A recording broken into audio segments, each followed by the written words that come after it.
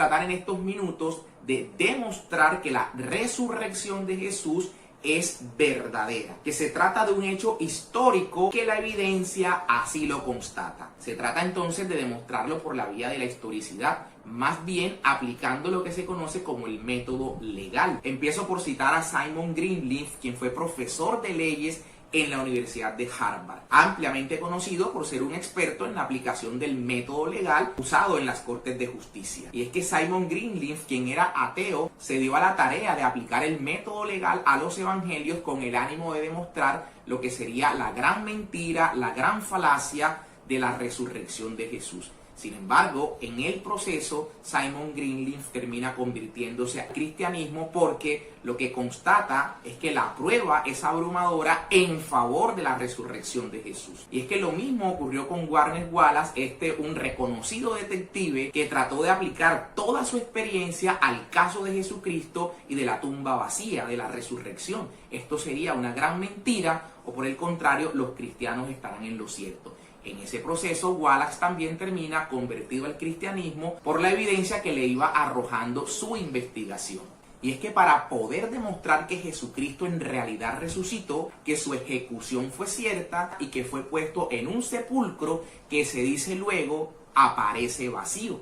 En cuanto a su ejecución no quisiera detenerme mucho, pues tenemos los testimonios verídicos de Flavio Josefo, que nace en el año 35 y escribe cerca del año 93 su libro Antigüedades Judías, en la cual da el testimonio cierto de la existencia de Jesús, pero no solo eso, sino de que habría sido efectivamente crucificado en tiempos del emperador Tiberio, siendo Poncio Pilatos procurador. Por su parte, Gary Habermas, en 1975, va a hacer un estudio sobre lo que los historiadores habían puesto por escrito sobre este hecho de la muerte de Jesús, y tomando más de 3.400 artículos, encuentra con que estos historiadores plantean como indiscutible la muerte de Jesús.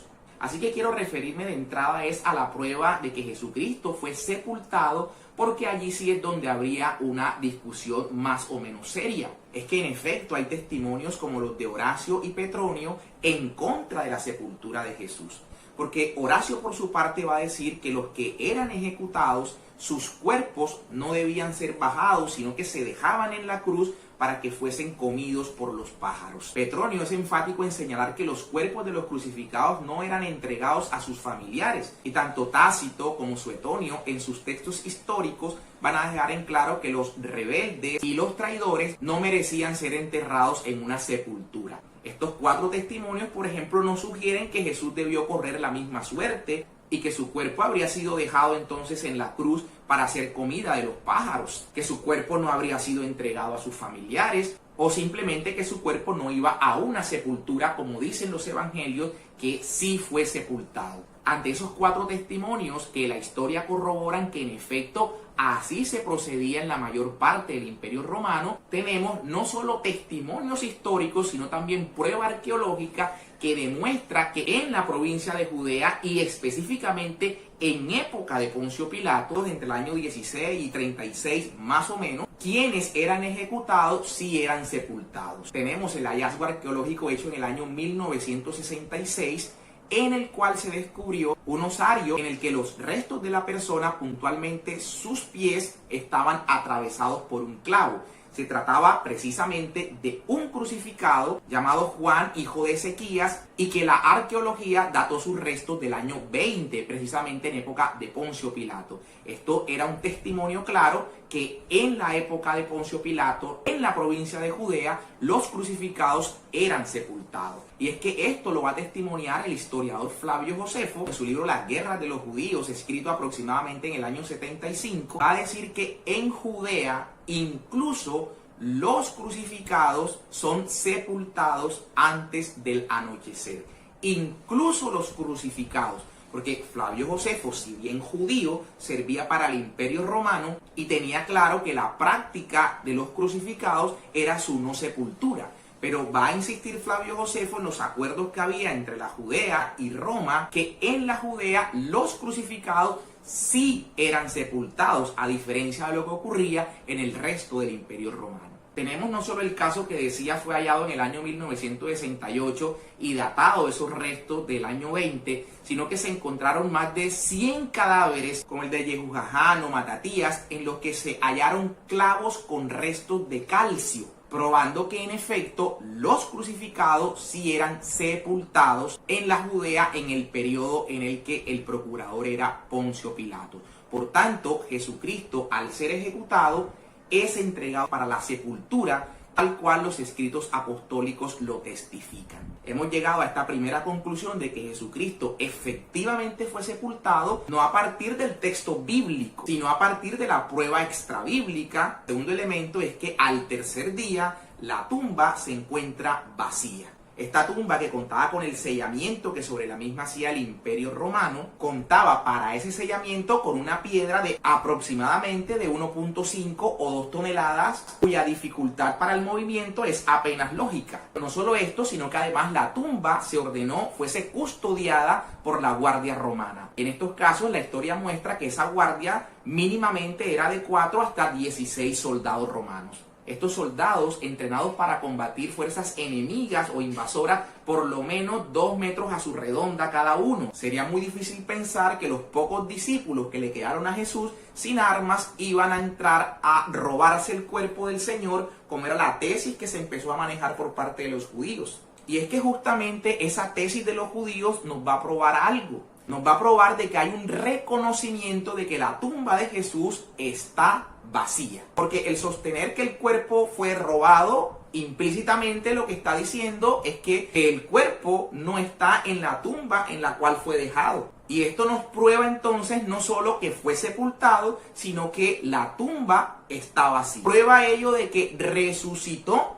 no necesariamente prueba de que resucitó, pero por lo menos ya vamos avanzando en cuanto a que el cadáver de Jesús en la tumba no se encontró ni hasta hoy se ha encontrado. Y si hemos probado que Jesús fue ejecutado y que efectivamente fue sepultado y ahora que su tumba está vacía, pero también que era imposible que sus apóstoles robaran el cadáver frente a la guardia romana, y que menos probable aún sería que el mismo Imperio Romano hubiese pretendido esconder el cadáver o que lo hubiese pretendido hacer la autoridad judía.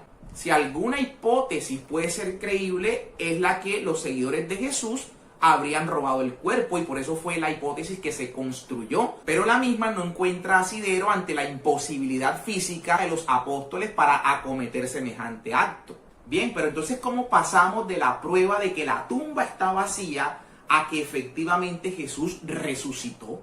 Se podría probar por los datos históricos. Cuando leemos la primera carta de Pablo a los Corintios, y no quiero decir que la prueba va a ser la misma escritura, porque justamente lo que tratamos de demostrar es que los hechos extrabíblicos prueban lo que está dicho en las escrituras. Pero lo que quiero señalar es que cuando San Pablo en la carta a los Corintios dice que él recibió esto que él ahora les está transmitiendo a la comunidad de Corinto, y es que el Señor Jesús murió según las escrituras, fue sepultado y al tercer día resucitó conforme a las escrituras. Y San Pablo va a decir que Jesús se apareció primero a Cefas, a Pedro, luego al resto de los apóstoles, pero que también se le apareció a más de 500 hermanos, dice Pablo. Y va a añadir algunos de los cuales aún viven y otros ya han muerto. Esto quiere decir que más de 500 personas son testigos de la resurrección de Jesús. Y en efecto, a lo que San Pablo está haciendo alusión es a lo que estamos leyendo hoy. Como el Señor, el mismo día de su resurrección, se apareció a sus apóstoles, se apareció a las mujeres, ahora se aparece en esta reunión, y así por 40 días estuvo apareciéndose a sus discípulos hasta cuando finalmente asciende a los cielos. Es probable que esa aparición de la que San Pablo está hablando de 500 personas haga alusión a la ascensión. Es probable, pero no lo vamos a dar como un hecho cierto porque no hay la prueba que así lo sostenga. Lo cierto es que hubo un número grande de hermanos que son testigos de esa resurrección. Y eso es lo que San Pablo está diciendo que él recibió. Ese testimonio de quienes fueron testigos presenciales de la resurrección. La palabra que San Pablo utiliza es la palabra paradidomi. Estoy transmitiendo. ¿De dónde viene la palabra paradosis? Tradición. San Pablo lo que está es narrando una tradición, es decir, un hecho existente visto por alguien que ha empezado a comunicarlo y que se ha transmitido, conservado, vuelto a transmitir hasta que llega a él. Y eso es lo que él le está comunicando a los corintios. Estoy transmitiendo esto que yo mismo recibí. Y es que hay autores, historiadores como James Dunn, que va a decir que esos hechos, la resurrección de Jesús, fue puesta por escrita, dice él, a pocos meses de la ocurrencia del hecho. Y esto es muy importante, el poner un hecho por escrito de manera casi que inmediata a la ocurrencia del hecho. Justamente la historiografía, para determinar la validez de un hecho histórico o de un escrito acerca de un hecho histórico, es precisamente revisar cuánto tiempo transcurrió entre la ocurrencia del hecho y su puesta por escrito. Vemos, por ejemplo, cómo la historia de Alejandro Magno nos es contada por lo menos 400 años después de que los hechos tuvieron lugar. Así pues, Jesús, habiendo muerto y habiendo resucitado y poniendo por escrito solo meses después de que los hechos ocurrieron, la prueba de que lo que se nos ha contado es estrictamente veraz es mucho más sólida que la prueba de veracidad que puede tener cualquier otro hecho en la historia. Así pues, cuando San Pablo, cerca del año 55 o el 60, le está escribiendo a la comunidad de Corinto, narrando lo que él a su vez como testimonio recibió, a escasos 20, 30 años de la ocurrencia de los hechos, lo que está haciendo verdaderamente Pablo no es narrando él los hechos, sino transmitiendo los hechos ya narrados y puestos por escrito a pocos meses de la ocurrencia del hecho. Y recordemos que hay un pasaje en el cual Pablo viaja a hablar con Pedro, a hablar con Santiago, y la palabra que ahí se usa es como si fuese un sondeo histórico. Es decir, Pablo, después de su conversión, viaja a empaparse de los hechos. Y lo que Pablo recaba es toda la información sobre la resurrección de Jesús. Y entonces va a transmitir un hecho del cual él tiene la versión de viva voz de quienes fueron testigos presenciales. Pero todavía hay más, porque Pablo es un testigo presencial de la resurrección. En el camino a Damasco, la conversión que sufre San Pablo es con Cristo resucitado, quien se le aparece a Pablo. Y por eso él narra que a él también se le aparece el Señor y utiliza la expresión como a un aborto. O sea, a mí se me apareció como al último de todos. Primero a Cefas, luego a varios hermanos, también a Jacobo y a mí como al último, como a un abortivo. Pero en todo caso lo que Pablo está diciendo es, yo también estoy dando testimonio de lo que vi, porque a mí el Señor se me apareció. Por tanto viene el otro hecho que podría tomarse como a manera de un indicio, pero que realmente es una gran prueba de la veracidad de la resurrección.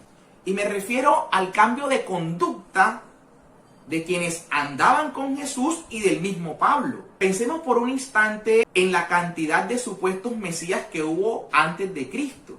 ¿Qué pasó con esos supuestos mesías que existían y que algunos eran muertos, asesinados ante sus discípulos? Una vez moría este supuesto mesías, el movimiento alrededor del tal mesías igualmente encontraba su fin.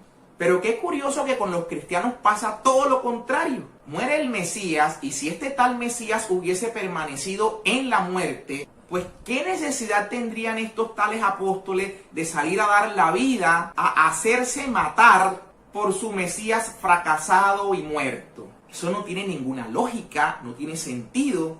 Y vemos incluso cómo las apariciones de Jesús se daban estando los discípulos encerrados por miedo a los judíos. El temor era el denominador común de estos discípulos. Pero ahora qué curioso, estos discípulos alegres y contra cualquier peligro, haciéndose matar por la causa de este hombre fracasado, muerto. Vemos cómo muy cercano a la misma muerte de Jesús, Esteban es apedreado. No pasó mucho tiempo, cerca del año 44, Santiago el mayor es muerto a cuchillo. Pedro es apresado, delega su autoridad en Jerusalén en el otro Santiago, en el menor, y Flavio Josefo en su libro Antigüedades Judías cuenta que el sumo sacerdote Ananías había convocado al Sanedrín En la época en la que el procurador Festo había muerto, le iba a reemplazar al vino, aprovechó ese tránsito Ananías, el sumo sacerdote, y se ordena apedrear a Santiago el menor, y en efecto Santiago muere apedreado. ¿Qué necesidad estos apóstoles de enfrentarse a semejante vida por este hombre que murió y que fracasó? Y tal vez la prueba más contundente de esto que estamos diciendo es Saulo de Tarso. Cómo una persona que era perseguidora a ultranza, a muerte, de esta secta llamada la de los nazarenos, pasa a convertirse ahora en el más entusiasta y en el más comprometido de los miembros de ese grupo al cual él perseguía. Eso no tiene ninguna lógica, no encuentra sentido. A causa de que este hombre, Saulo de Tarso, va a aceptar tranquilamente la lapidación de la que fue víctima, que dice el texto, lo apedrean hasta que lo dan por muerto, lo dieron por muerto. ¿A causa de qué? Este hombre es encarcelado en su propia tierra, llevado en cadenas hasta Roma, en épocas de Nerón incluso es decapitado. ¿A causa de qué? Y este mismo hombre va a decir, es que si Cristo no hubiese resucitado, vana sería nuestra fe. Y es que es la resurrección de Cristo el motor y lo que impulsó a los discípulos, incluido a Pablo, para dar testimonio hasta la muerte, hasta el martirio de Cristo resucitado. Permítame cerrar con esta frase del historiador Paul Meyer, que dice lo siguiente: no se ha descubierto ninguna partícula de evidencia en las fuentes literarias, epígrafes o arqueológicas que desaprueben que la tumba en donde Jesús fue puesto estaba vacía la mañana de la primera Pascua. La resurrección es una realidad irrefutable. Tal vez la prueba, la mayor prueba, es la prueba personal. ¿Cuántas y tantas vidas no han sido cambiadas luego de la experiencia personal con el resucitado? Podemos testimoniar ante los demás que Cristo resucitado verdaderamente ha transformado nuestra vida. Y que en efecto esto no se trate simplemente de conocer argumentos y de pruebas de que Jesús resucitó, sino de vivir la experiencia del resucitado. Y que podamos no solo experimentarlo, sino también testimoniarlo. Que como los discípulos que se la jugaron toda por el resucitado, nosotros podamos también decirle al Señor: Señor, cuenta conmigo, que estoy para dar testimonio de tu resurrección, cuésteme lo que me cueste. Jesucristo en verdad ha resucitado. Un feliz domingo para todos.